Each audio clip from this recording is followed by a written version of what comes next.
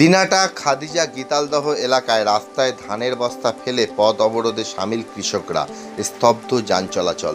সোমবার রাত ৮টা থেকে কৃষকরা রীতিমতো রাস্তায় ধান এবং ধানের বস্তা ফেলে পথ অবরোধ শুরু করেছে।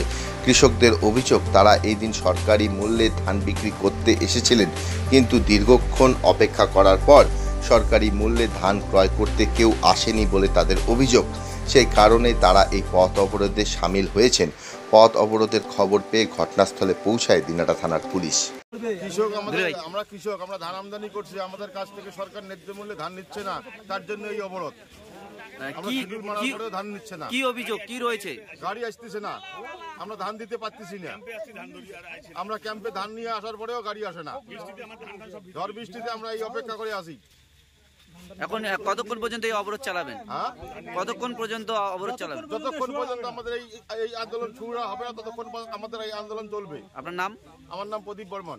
এই অবরোধ ধানের জন্য এই অবরোধ। কেন মানে কি জন্য এই অবরোধ করছেন, কি কারণ রয়েছে? ধান নিচ্ছে, সেই ধান কেনার জন্য আমরা শুরু করছি। শুরু করার পরেও আজকে 10টার থেকে পড়ে আছি, তবু গাড়ি আসতেছে না। এর জন্য আমাদের পথ অবরোধ। কতক্ষণ পর্যন্ত এই অবরোধ চালাবেন? যতক্ষণ পর্যন্ত শুরু হচ্ছে না, ততক্ষণ পর্যন্ত এই পথ অবরোধ চলবে। কোনো আধিকারিক কি এসেছে? এখনো পর্যন্ত কোনো আধিকারিক আসেনি। মিল মালিকের বক্তব্য কি? গাড়ি পাঠাচ্ছে না।